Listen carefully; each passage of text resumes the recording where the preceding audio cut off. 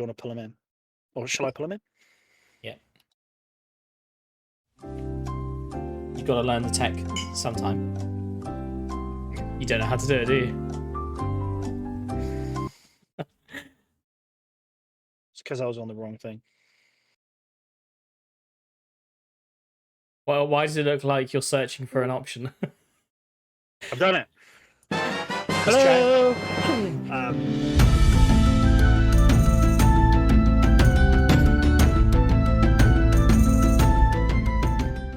How are you Right. guys? Okay. Yes, yeah, all geared up more or less for Empire anyway. So all the Nice. kit's done. It's All coming. the kit's done. Oh, you're so much more prepared than we are. And he's a new character as well, so it's not like he's backing up on an old character. It's literally in the same boat as us, and you've outdone us. But Well, I had a lot of the brief already in place what I wanted to do, so I knew exactly which road I was going down. So very nice. Yeah, we there's like 2 jobs I need to do. One is I've got to sort my collar out of my shirt, just because it goes a bit low, and obviously bare skin and all. So I need to sort that out. And then I bought some beads for my hair on the mask. So I've got to. That's something I've got to do as well. But I think that's pretty much all my prep. And apart from reading about the winds, yeah, I think that's my.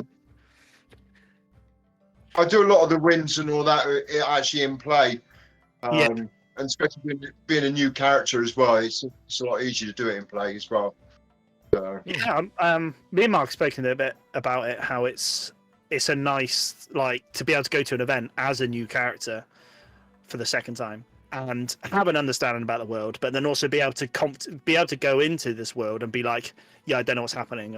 I'm new to Anvil. It's a nice feeling because you don't have that expectation. Like with our old characters, we've been in the game for 3-4 years. People expected us to know stuff. Very much didn't know that much. So I think what Matt's trying to say is it's good for us who are very lazy and unable to take in the information. We can just say, oh, we're new to Anvil. Yes, that's basically what I'm trying to say. It's a nice fallback. Yeah. So I'm dyslexic, so to actually read the wins is quite hard for me. So I wait for the audios to come out, and it's nice to get through it that way, really. But even remembering stuff, I struggle with.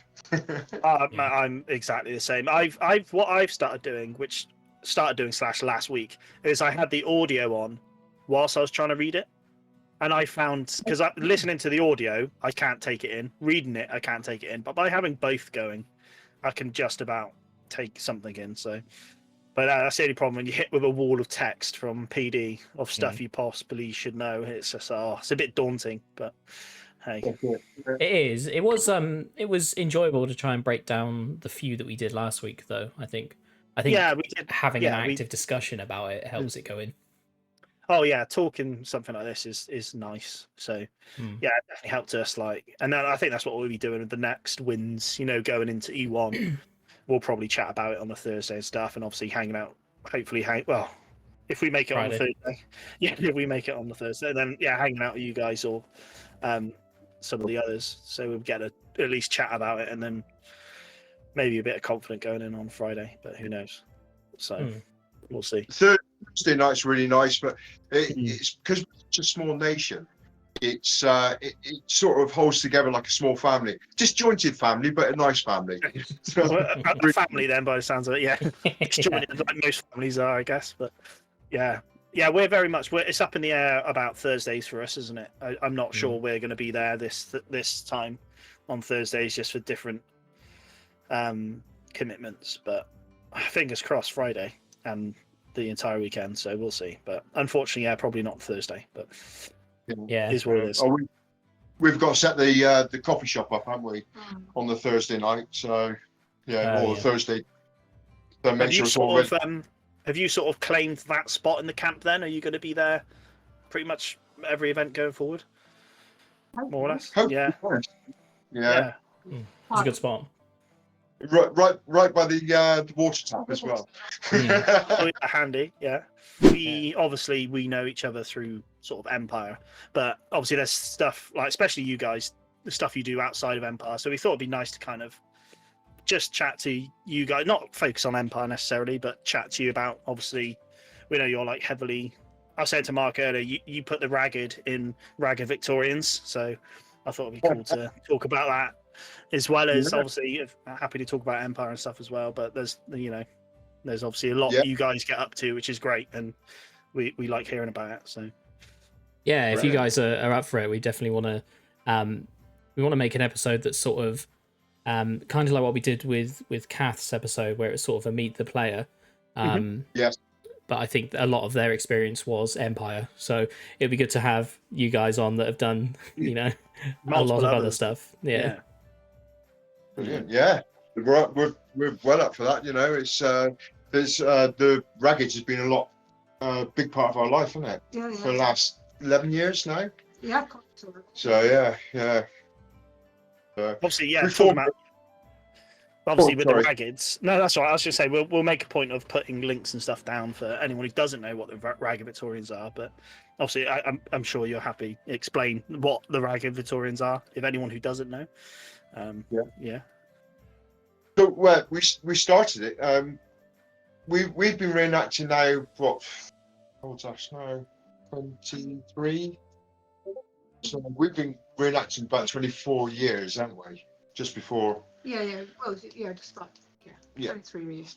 Yeah, and we've done everything from American Civil War to Napoleonics, Wild West. We used to go to a big Western camp, didn't we, down in Kent? And then when we were down there, we used to visit Manchester. Yeah. And they'd have a Dickens festival, and to us, it was like, oh wow, this is really good. So we started doing a bit more English Victorian. We started up another group, and we got kicked out of that for trying to get their authenticity up a bit better. And so we decided to set our own up, and this is when we got the Ragged Victorians about 11 years ago now. So it was just us two, Adam and Ash, so just the four of us to start with, and now we're about 40 members, is it? Yeah. Yeah, about 40 members now.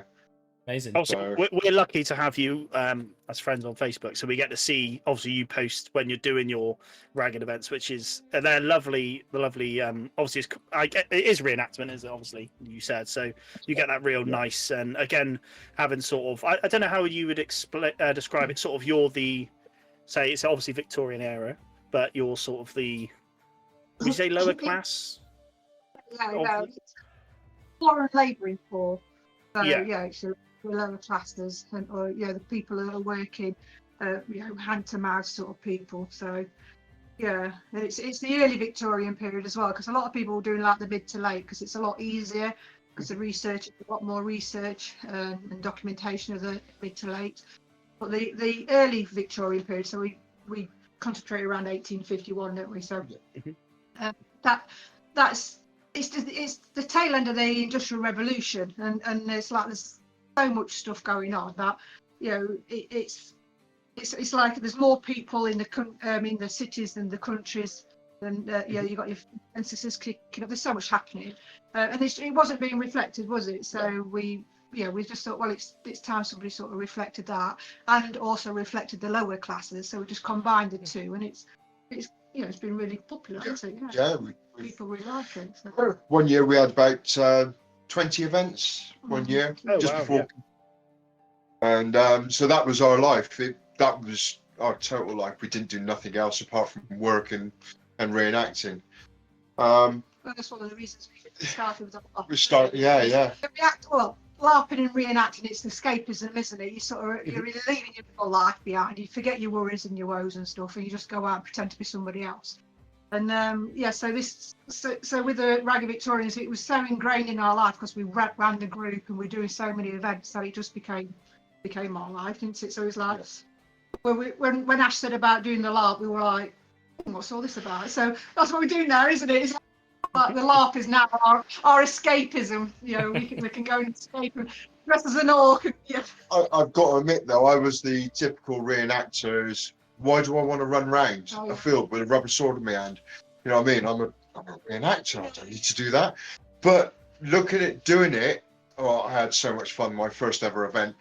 That it got to the stage now, whereas I just, you know what I mean? I'm trying to tell reenactors, this is brilliant. You know what I mean? You've got to try this. And they all look at me going, yeah, right.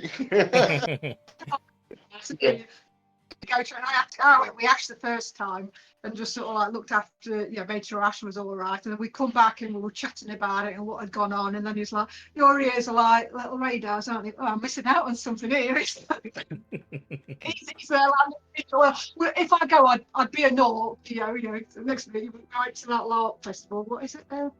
What's the one in Gloucester? Watch your game, didn't we? Yeah. And then you bumped into Andy and Matt, didn't you? And Yeah. they were Orcs. Armchair armory. Yeah. Ah. What sort of made you go for the Orcs then? Is that just more attractive option for you, or Escapism just- from Victorian England. I mean, there's I guess Wintermark's quite Victorian. No, I'm joking. But yeah, me and Mark kind of speak about this quite a bit. That Orcs can kind of come across as quite not high level, but it's kind of it's a big commitment potentially with Orcs. So obviously, I would almost say you coming in at Orcs first time LARPing is quite like jumping in at the deep end when it comes to Empire LARP. But saying that, I don't know. I sort of made friends straight away, and it just. I'm not saying I wouldn't have done in any other nation. It was just that as soon as I started talking to a couple of the warlords, like Flax from the Ironside, and at the time it was what's Nelly's name? But they were all sort of really friendly, really inviting into the Ironside, and I just thought just found my place there. It was really good. So it was really. Be an orc, that's what we said. Before you even did it, you kept saying, "Oh, I'm going to be an orc." Yeah. Be an orc. I don't know. It's something. Yeah, I don't know. It was the only real nation that really captivated me through. Yeah, grasped me from what I was doing, sort of thing. So. And you've been attending Empire probably the same.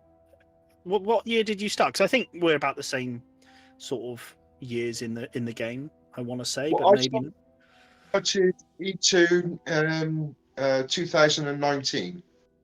Okay, yeah. So, but you were the bit before, weren't you?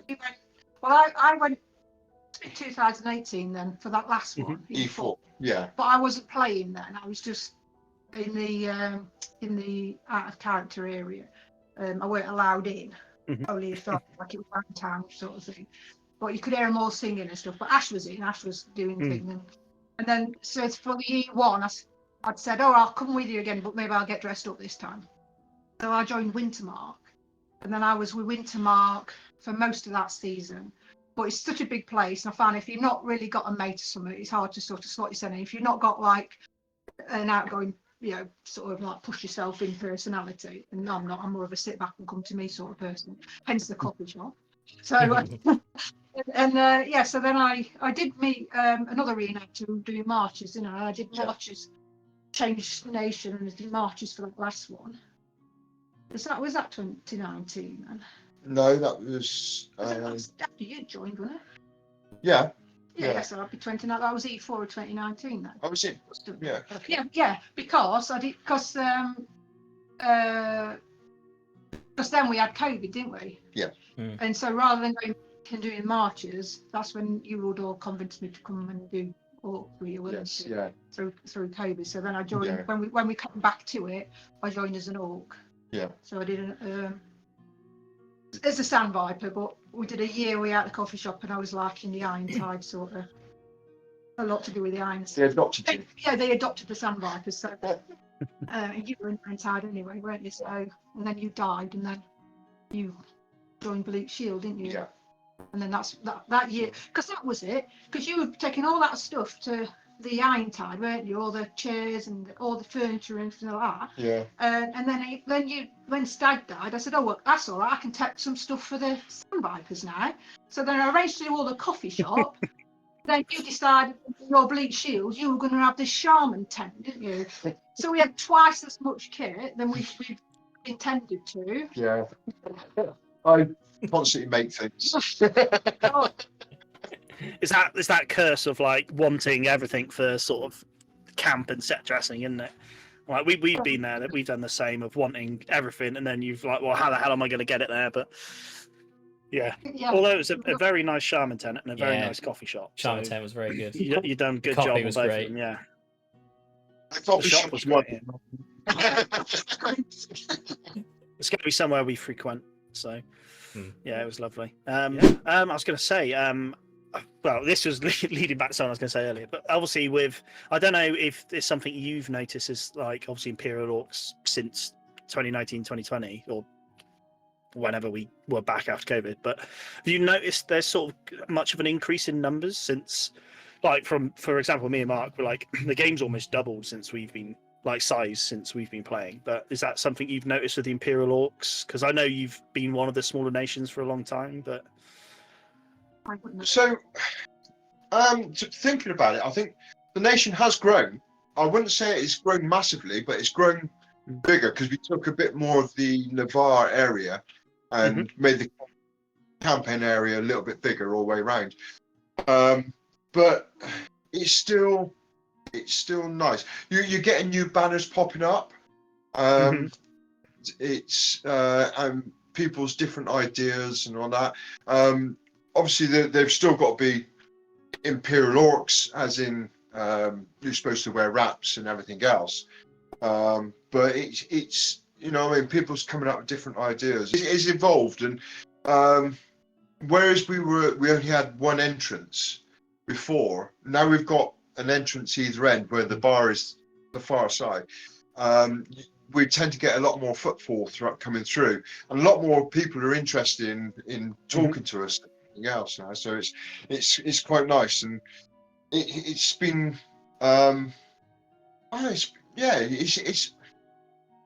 it was always friendly to me, but it seems to be more friendlier now towards humans. I guess I remember when we first started playing, it was like when we were learning about the Empire. When it got to the Orcs, it was very much well, you've got to be careful if you go in the Orc camp. You've got to be armed, and you've got to have business there, sort of thing. And like you say, it's definitely changed a lot in terms of that. Was that a motorbike, Matt? yes, it was. Yeah. It's definitely changed a lot with the way you can go through the camp now. Like you said, it naturally brings people through. I say when you have something like a bar or like a coffee shop as well, that's again inviting these players in. Which again, I never noticed the Orc bar until sort of halfway through last year, unless that's when it cropped up. I don't know, but I didn't even realise it was there until the back door was sort of installed. You know, which again, it was there from E1 last year. So because it was in the newspaper was saying about how it was enclosed and it was very welcoming and blah blah. And then, like, as that came out, a bar appeared and the coffee shop appeared both at the same time at E1, completely contradicting this newspaper report. And was it the X-Right, was it? The back gate, it was like, place welcome, so it's like, I was talking rubbish. That is actually last year. But I had it once when I come to see you, didn't I? When I was doing, I don't know if one of the other nations I were in, and I come to see you and I needed to talk to you about OC stuff. And then I couldn't get in, could I? No. I'd say, like, to see Stan. He's like, no, they're doing business, you're not allowed in. And I'm like, well, I need to see him, really. He's like, no, go away. No. I think it's good for the nation as a whole. I think. Yeah. It's good for the, like I say, for the coffee shop and the bar.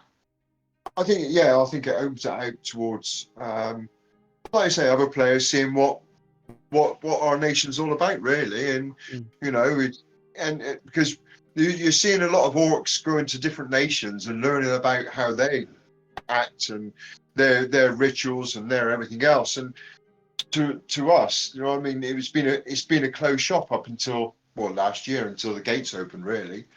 You know, I and think from from our experience of like players outside of the Orc Nation for quite a while, and even like when we first went back when we were young saplings, you know, like orcs are almost potentially like things of myth. You know, you'd see one walk past and you'd be like, oh, wow. And there's still that element now, but I think orcs are very much in the world now of Empire. Like, I mean, this is from my experience, but I just remember like back in the day, you'd see these orcs walking around. You were like, they're so intimidating, and oh wow, you know.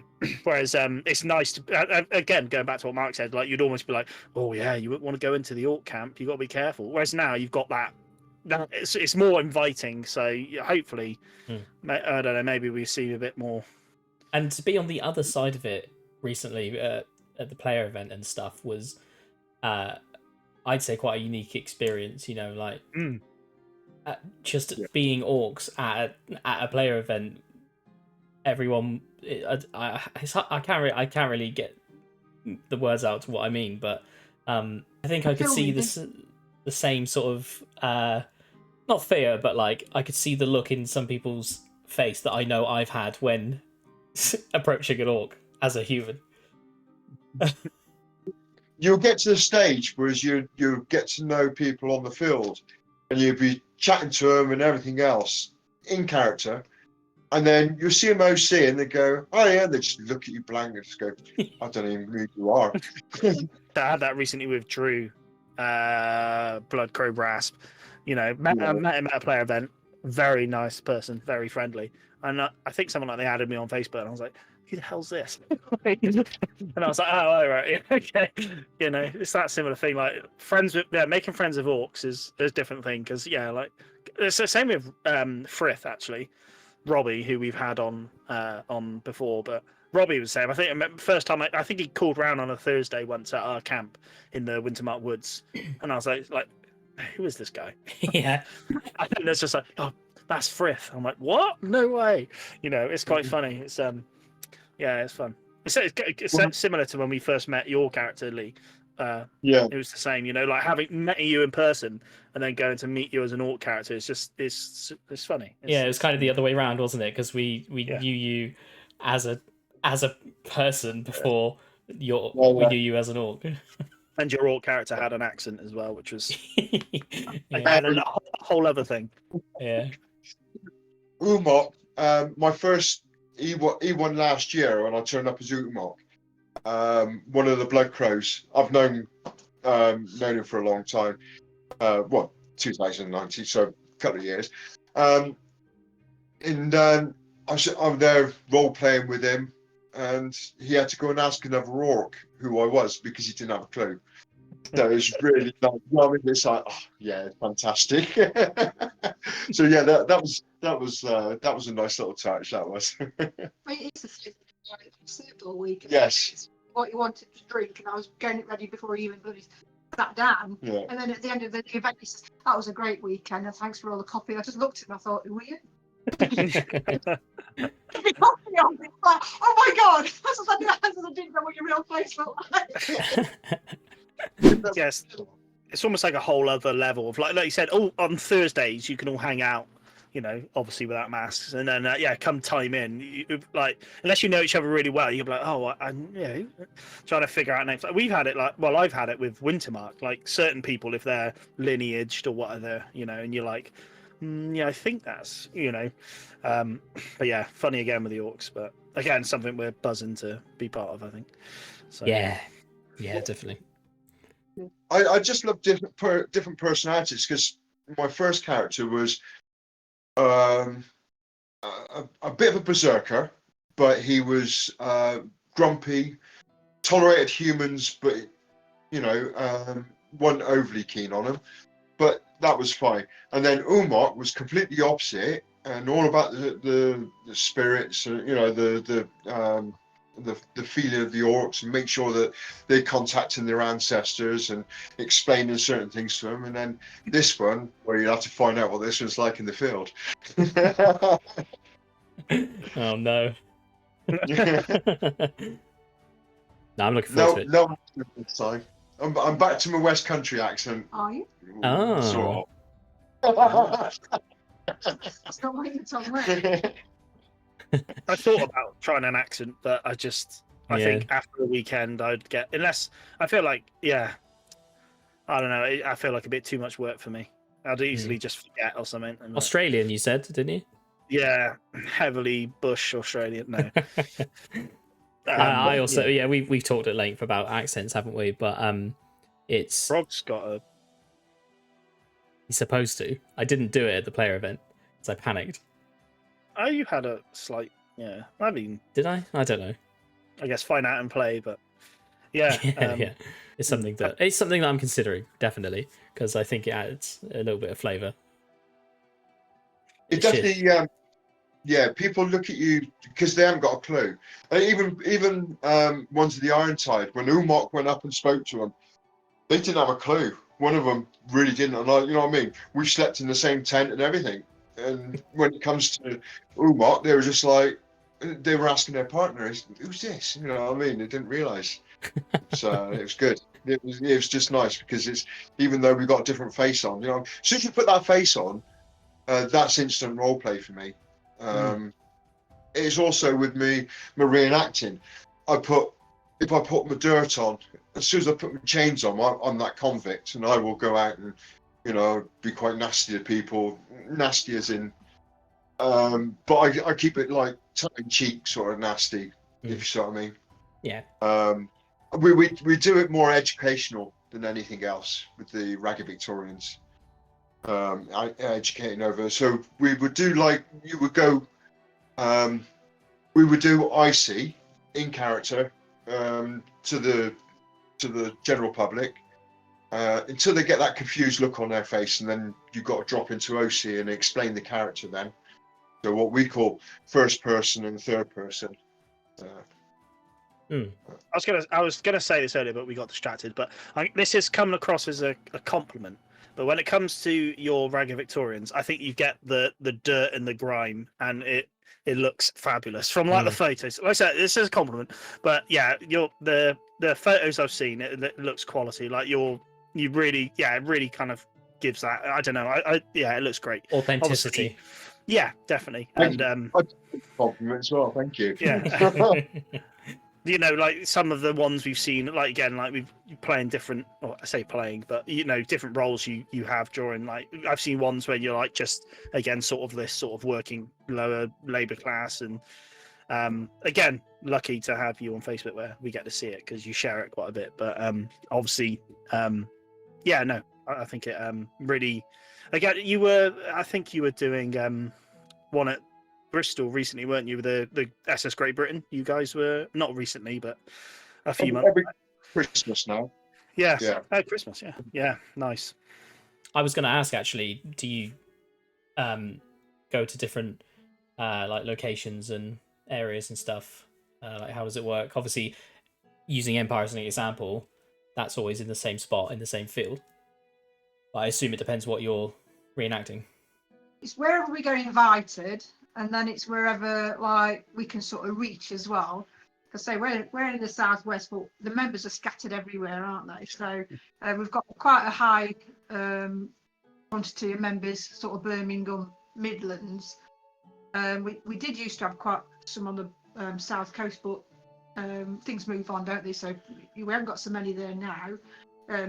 We still go down to Weymouth, don't we? Yeah. Sort of like. The highest we go up is Chesterfield,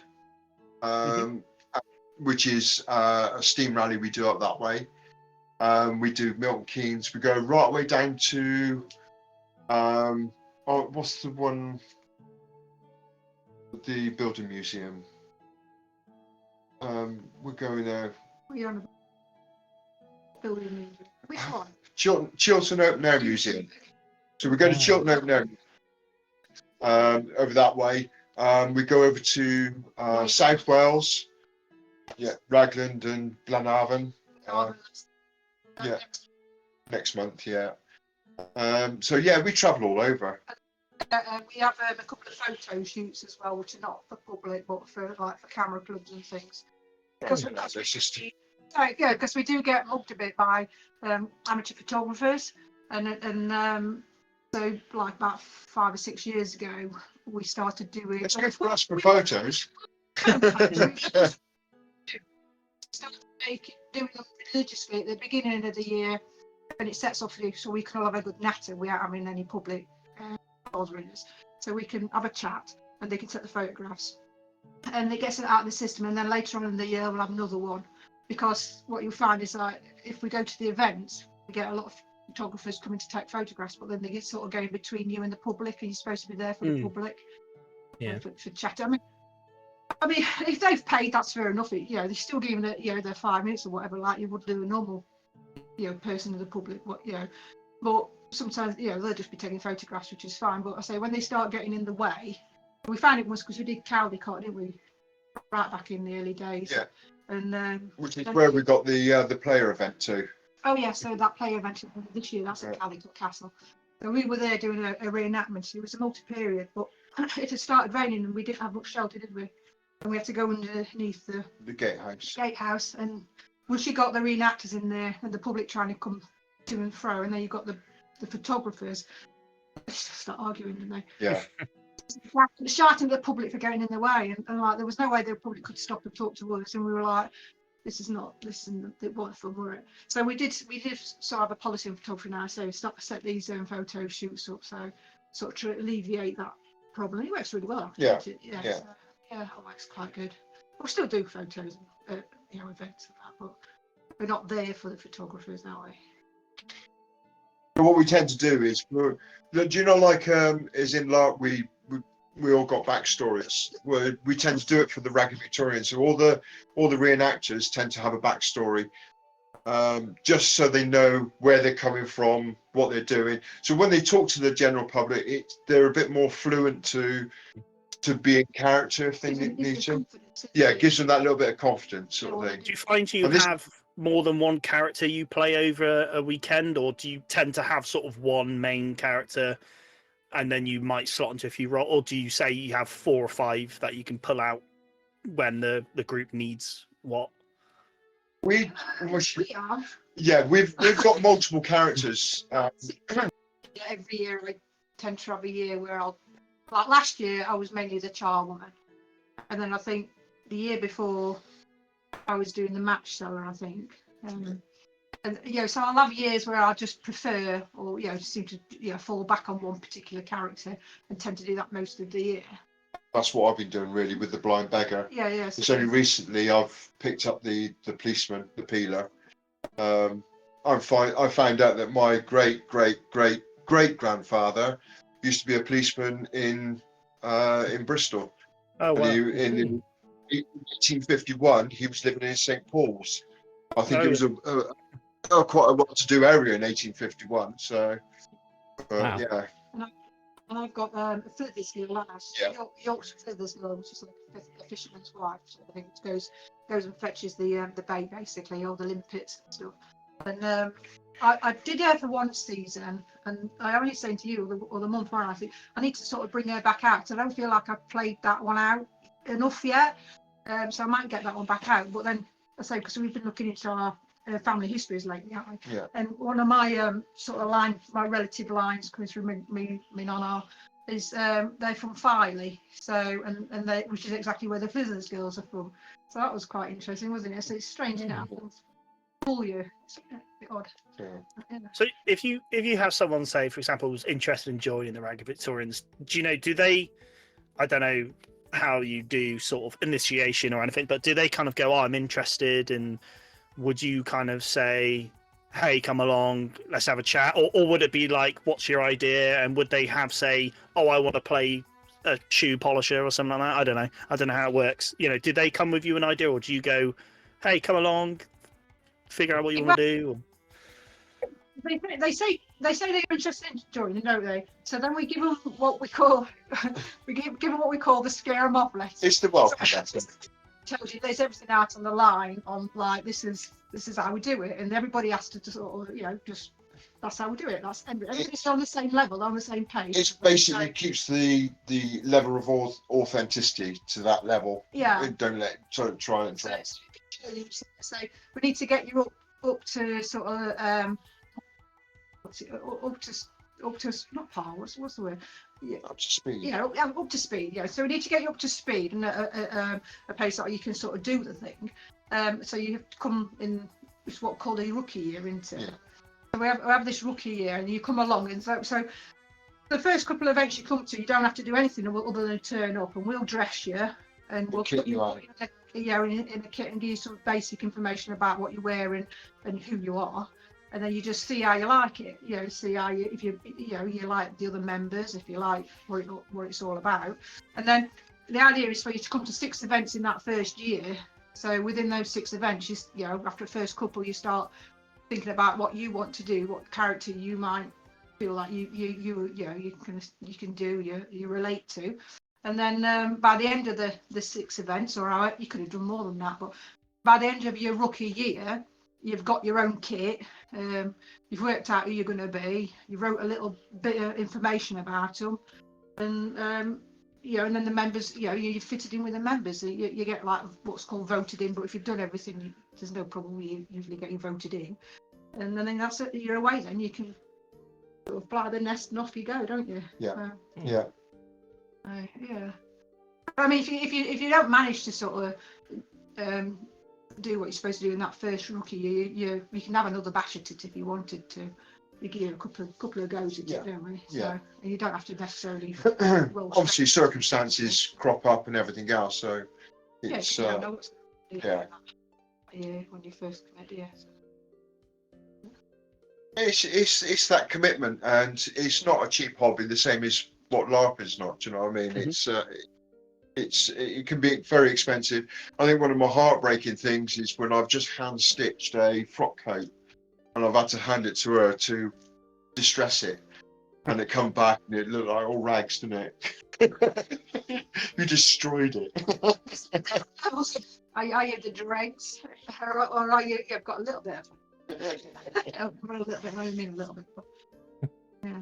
For years, I was doing things like the blind beggar, the pickpocket, the thug, or the convict. So it was always I'd done a little bit of rag and bone, but it was mainly that sort of ilk of it, Mm-hmm. But now I'm going the other way. I'm going the lawman, the law.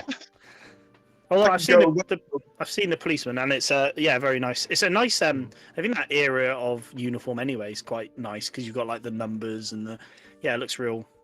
No, I like it anyway. Yeah, it looks smart, very smart. We all have something to say. I was just gonna say it's definitely something that I would be interested in doing, but it's just time, isn't it? It's just finding the spare time to do all of these amazing things that we could do. It's very much sounds like a bit more of a commitment than your standard hobby as well, which again I think that, like you said, that helps you keep the standard high. It's not something it's not like you can go LARP obviously is a bit more turn up if you want, play if you want, whereas like you said, with the Ragged Victorians, you've got a bit of a commitment to it, which again I think is a good thing because you're keeping the people about you want, and you're keeping that standard up. Especially when you're being asked to go do something, you want people that are going to put on a good show. So you're almost a bit like a theatre, a mobile theatre where you're putting on a production to say, you could almost say, but yeah. Well, it's one of those things. Not everyone can make it. And we'll say we've got 40 odd members. We've got a hardcore group of the members that'll actually turn up, and they'll turn up. 99% of the time they'll be there. So I know for a fact that I'll have someone like the Pure Finder who's picking up dog poo. I'll have a woman who's got a dead baby. She's a baby farmer. We've got a guy who will do stationery, and we'll have the policeman, and we'll have, so we've got a lot of people that turn up every time, so I know I've got my hardcore members. But when we do places like we've done Worcester not so long back in February, we put a bar on there, and it was nice to see a lot of the other members turning up and, you know, and taking part. We've got another big one at Worldland Downland, haven't we? Not Worldland. Sorry. Chiltern Open Air Museum. We're going to put a bar, and we're going to put a police room up as well. So we've got all these people who's like willing to come along and help, and it just makes it you know, a lot more fun then. You know. Well, I mean, when you've got your you've done your rookie year, you become a full member, what's considered a full member. We only ever ask you to come to at least one event a year, just to keep your hand in, and you know, make sure that you're just keeping connected with the group, isn't it, and the people. So, but I mean that sometimes works. I mean, because last year there were a couple of people who turned up at an event that, I mean, we must have missed about 2 or 3 events last year. After all of ones what were booked, but we managed to miss one. You know, one of the members who just turned up to that one. Yeah. We didn't see him. No. Not seen her for 2 years, but yeah, well, I might see her this year. But you know, that's it. You know, you'll get the members who come to what they can. But I mean, she's in Norfolk, though, isn't she? Yes. She's one of the ones that are out of the way a little bit, aren't we? So, well, I mean, we found SS Great Britain, don't we? Because most of the events we sort of say get around 15 Victorians there. So occasionally you struggle to get your 15, but you know, you have other events like SS Great Britain where you get like everybody in their dog would turn up, wouldn't they? Oh, everyone comes out the woodwork. The members there. It's just a superb location and everything. Do you know, it's, you know what I mean? Do you get to go on the ship for your? Yes. Oh, so you get to walk around. Oh, nice, yeah. Yeah. So if it's raining, if it's cold, it's not too bad. We all stay on dockside. But if it's raining and the general public want to stand out on the dockside, we'll end up on the ship or in the museum somewhere along the line, and they'll just collar us, or we'll collar them and tell them our stories and everything else. So yeah, nice. Yeah, it's a good location. It is. Yeah, so so that'd be a good venue to go to, especially on the ships. Obviously, it's all set up ready for you to go, really, isn't it? You can just jump on and do your thing. Nice. It's like turning up at Anvil and everything's there for you. You know what I mean? All the props are there, and just got to reenact around it, right? Really. So. Not a green room. Most places provide a green room. They don't. Yeah. As we go out to the public, we're like, you know, like you say, it's all icy, it's constantly in character, aren't you? But you need a break from that occasionally. You can't just do that. Especially when you're barefoot. Yeah. So yeah, we used to have a green room most of the time, so you just escape and have your lunch, be on a walk, chill out, and then go back out to it again. So you don't sleep at SS Great Britain. No. So the last couple of years, I've been doing the Blind Beggar, and no matter it's been roasting hot or snow, ice on the ground, I've been in bare feet, and that's been pretty hard, isn't it? Some of them, but Leicester, that was 4 inches of snow or something like that. Yeah. It was just cold, and you said because they had salt on the floor, didn't they? Oh yeah, so all the snow gone actually in the centre, but they had all the grit and the salt. And of course that's your feet are wet and they're getting all that into it. It's like, and then I had to be it the next day. I could hardly walk and the feet were so sore. Sort of borderline method acting, really, isn't it? Getting that into it, I think. It's good though. That was all right. Yeah, it's like I say, it's how much it's the same as LARP. It's how much you get into it as well. We've got people in the group that they've got characters and but they don't like to approach the general public. I'm a bit gobby. I tend to get into their faces straight away. And you can be like that as well, can't you? Yeah. Unlike Empire, when everyone says, "Oh, it's time in," and then you go for that point on. With the Ragged Victorians, as soon as you're on the street, you're more or less time in. But I like to give myself about an hour of settling down and having a look around before I actually go into character properly. Before it just settles me in. But yeah, I just like getting in people's faces in character. Hence why I'm an orc. Well, yeah, it transfers well. I'm sure. Yeah, it sounds like LARP was quite a sort of logical step for you in roleplay. Like you've got that sort of vast experience from the Ragged Victorians, where, like you said, you've got that. You know, I think with me, especially, and maybe other LARPers, like making that step into being a character, and then having to be that character and talk to people, it's kind of like, I want to say awkward, but not necessarily in a bad way. But you're a bit like, oh, I'm not sure how to handle this. But like you said, you coming from this background, you know, you're dealing with the public, you can do it, and yes, it kind of makes sense to have LARP as a sort of something you do on the side almost, because it's based, you're equipped to do LARP is what I'm trying to say. And yeah, it tends to be.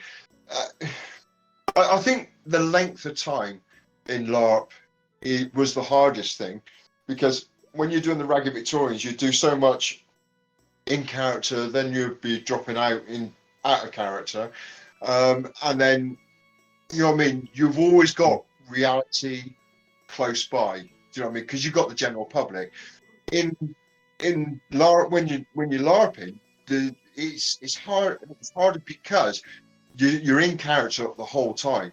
Well, I say harder, but it's not.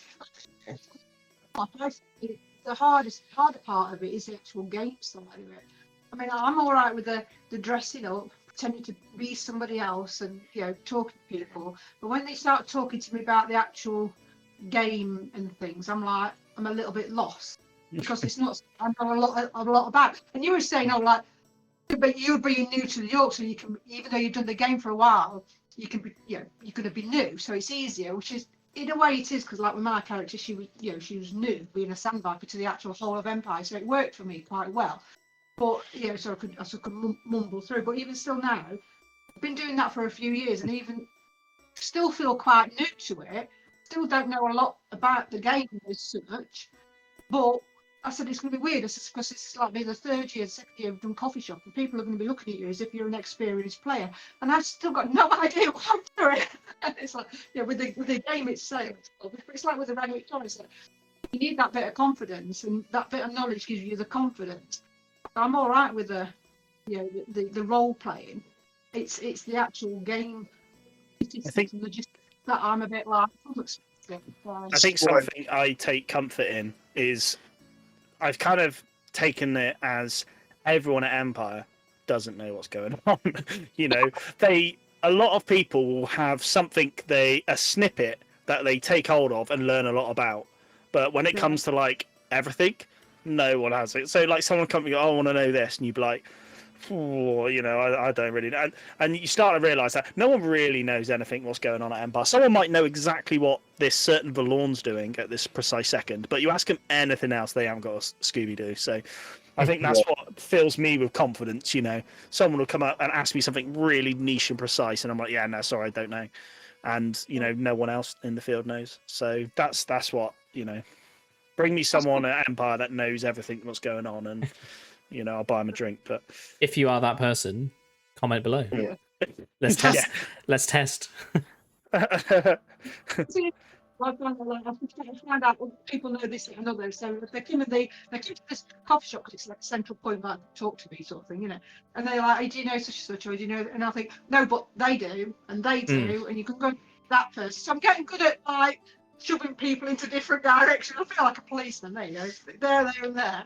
But I always think of like people that run bars and coffee shops and stuff. It's very similar to video games like Skyrim, where you get your little side quests from like the barkeep. Like they don't necessarily know what's going on. They just sort of say, oh, I've heard such and such needs help with this, and then they sort of send them on the way. And it kind of sounds similar to the kind of experience that you might get. Yeah, it's just quite good because you can listen in on things what are going on, so that's quite good. And then, if somebody could just say, oh, somebody was talking about that earlier, or because I've got the notice board as well, so you can put a notice on, and you can, you can link people up and communicate with people in that sort of sense. It's good. I like it. Right. Great way to learn, isn't it? Yeah. I'm also looking forward to playing this character, because we're not we're a Sanite set, so you've probably seen in the Winter War that the Sanite's been mentioned a few times now. And then Paul set this up just before COVID, didn't he? Yeah. Paul Venner, his name is. He's our warlord, and he's really knowledgeable player. He used to be my shaman when I was in the Ironside, and then he died, and I took his position. So it was a rolling thing, and it was really I got on really well with Paul, and so this is one of the reasons I wanted to drop into, because they've got no knowledge. Do you know what I mean? The sound vipers just have got no knowledge, and you know what I mean. All they know is they've been in Bear Raid in a Colosseum fighting the beasts, and that's it, isn't it? So they're fairly new to the Empire, aren't they? As a group of orcs, so you've got that, which it benefits you guys, because I think I've probably spoken to you about this before, Lee, but like me and Mark have spoken about having an orc. So I'm an orc character, and my orc has, at the moment of recording, might change it in between now and, but my orc is of like, say, old orc blood of like the Summerstorm. Is that, have I got it right? Yeah. So they're sort of like original orcs to the Empire. So I'm feeling like I should know my orc history, and that put pressure on me almost, because I'm like, there's so much I need to know now, because if someone comes up, for example, last player event, someone was questioning me on, admittedly this is across all orcs, but Orc Afterlife, and I'm just like, oh no, this is something I should definitely know, which I guess is probably irrelevant to what we're talking about, but having an orc sept coming into the Empire, you can be a bit more relaxed on what you know about the Empire, right? And our customs and everything else completely different, because we've known nothing the same. Do you know what I mean? Yeah, so things like some of the things that are important to the ultras, I'm looking at thinking, why is that so important? And like, going to people to explain stuff, even though other orcs just explain that to you, like, well, that makes no sense. That's maybe stupid, actually. You know what I mean? So because like from our point of view, you've just, it's been a fight for survival, unless it's been had a reason to do something, then there's no reason for it. So it's just fluff into it. Yeah. So there's no fluff to our lives, is there? So you're just like, no, that makes no sense. I'm not. All right, then what? Does it benefit this? All right, we'll go along with it, right? But do you find your banner, and obviously this set, do you find any way you're challenging the orc brief in what you're presenting as your sort of sept in any way? I was just wondering if that's ever come up where you might be questioning sort of how the Imperial Orcs do stuff. Just out of curiosity. There's certain things that they'll do. It's like the pit, because like the orcs, it's like, oh, the pit has to be listed to the ancestors, and whereas like the sand vipers, because we're used to a massive arena to fight in, we're like the glory square sort of size. Even bigger. It's massive. So the pit just looks like it's puny, and it's like, oh, fine in there. It's ridiculous, isn't it? It's so tiny. Like, what's the point of that? Listen to your ancestors, and like they're like, well, a lot of the sand vipers, like, they don't listen to them because they've got no useful to say. So you don't listen to them because it was no good to them. It was not worth anything to them for the situation that they were in. So it's like, well, that's pointless. Okay, but we'll go on. But a lot of it is also, it's like a kid is learning, isn't it? Yeah. So, okay, we'll go along because we are like brilliant. We think Empire is fantastic, but we just don't understand a lot of it, and it's like, well, okay, we'll go along then, see, and then we'll make our own minds up eventually. But I can remember coming back from the pilgrimage, and of course, Ulmark was well into the ancestors and everything else. And then Idra just saying, I don't get it. Don't get. Oh. Nothing useful, is there? What's the point of even, communicating with them or trying to? Because they've never got anything good to say. It's like, it just sort of like gives that conversation, isn't it? Yeah. And it's like there's stuff going on with the I don't know what should I say, but with the orcs in a couple of seasons ago, they were complaining about the humans not asking them things, weren't they? And it's like, but then they were making things about making decisions for slaves, weren't they? Ex-slaves. And it's like, well, just doing exactly the same thing for them as what you were complaining about the human, for you. So I was just getting sure that they were all like explaining themselves, and if they was like, well, with this, I know. No, I don't know anything. Just in real life, I actually know a few, little few bits and bobs. But it's like, no, you just assume I'm a blank slate here. Don't assume I know anything or why you're doing it, and that, why have I got to do this and why have I got to do that? Because, unless it makes sense, it's just very black and white. I guess it's quite healthy in a society like, say, this Orc society. Let's pretend it's not a LARP thing and real. Like having a group of people come in and checking the direction the Orcs are going, because it could quite quickly snowball into something extreme if you. So it's healthy having this group of people coming in there going, hang on a sec, why are we so obsessed with the pit, or like listening to ancestors, whatever like that. So I think it's a nice game to have for you guys. It's like wearing wraps and all that. It's down to the slavery that was in the past. So not all Orcs have got the scars, but we were slaves. So I think that with the wraps as well, obviously an OC thing, but I see as well, it's almost a sign of respect, right? That you wear the wraps for, even if you weren't a slave, you kind of wear them through respect for, say, ancestors or, Yeah. Well, it's those sort of things that need to sort of be explained. Like, I don't want to wear them. What were you wearing for that? Well, they were not my ancestors. Not my. It's conversations you can have. Yeah. It's like the third army thing, isn't it?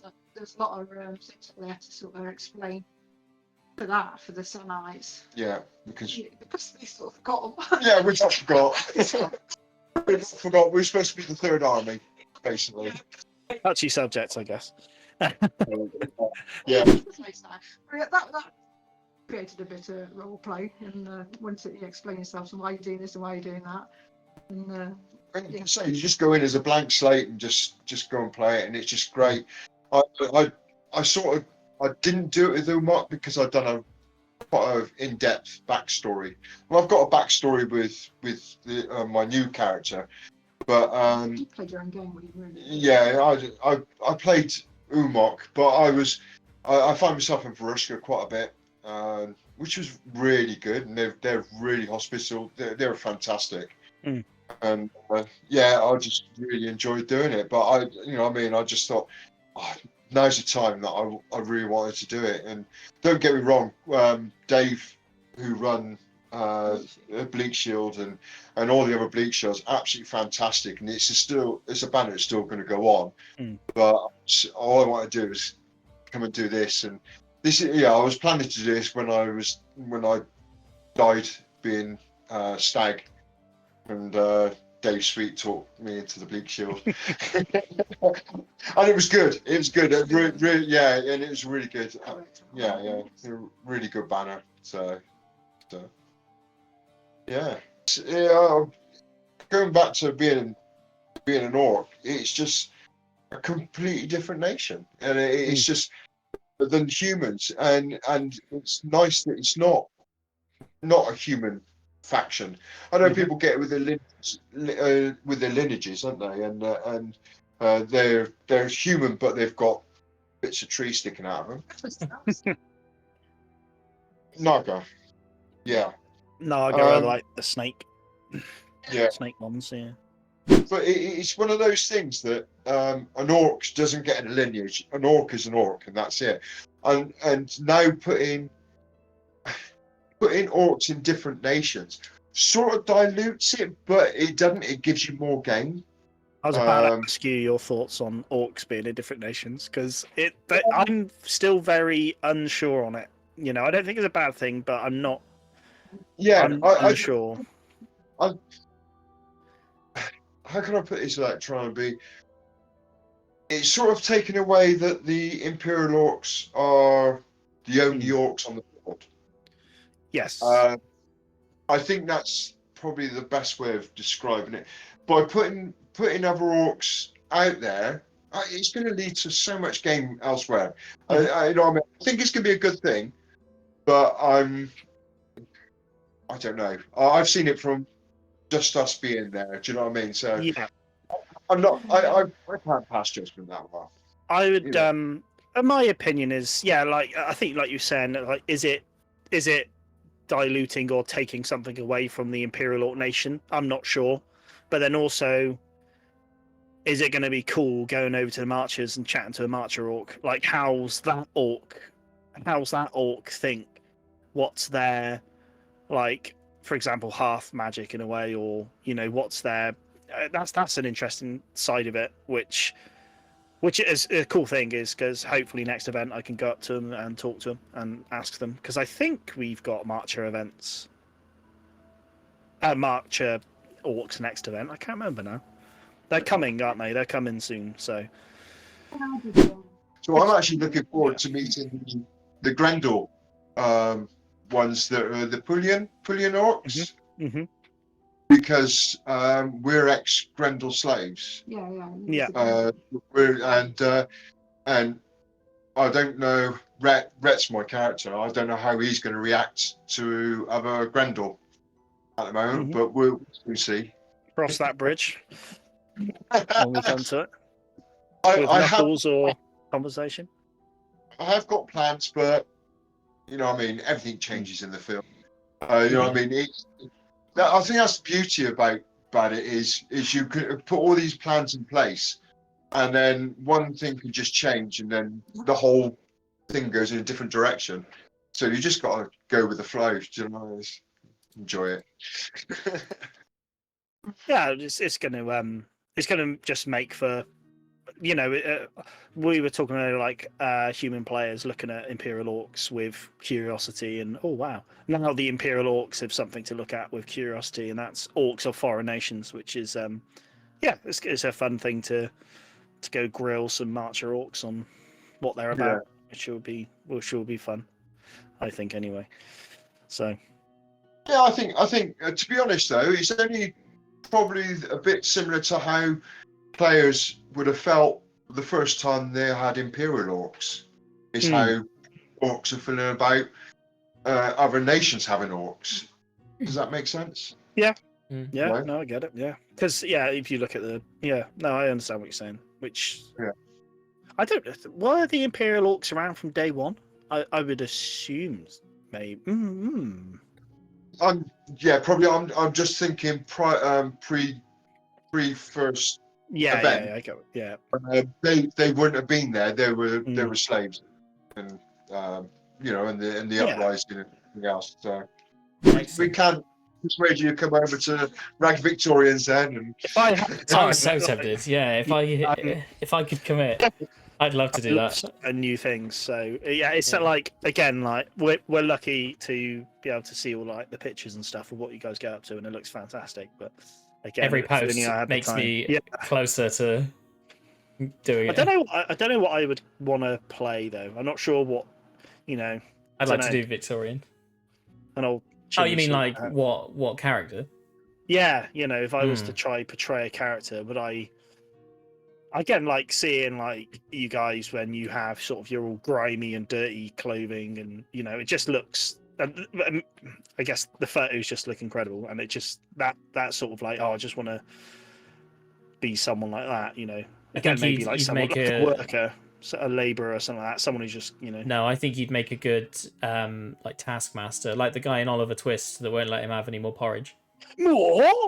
Yeah, that guy. Yeah, I could do that. Yeah. What is he? Please, sir. Yeah, he's head of the what do they even call it? Workhouse? Is it a workhouse? I think it is. That was the orphanage, wasn't it? The orphanage, yeah, that's right. Yeah. Yeah. I can have a big bicorn, maybe. I don't know. Get a gaggle of kids, and I can push them around. Yeah. I'll go on my knees, put shoes on my knees, and be one of the kids. Yeah, you can be one of the kids. You can be the one that I berate for asking for more food. Yeah.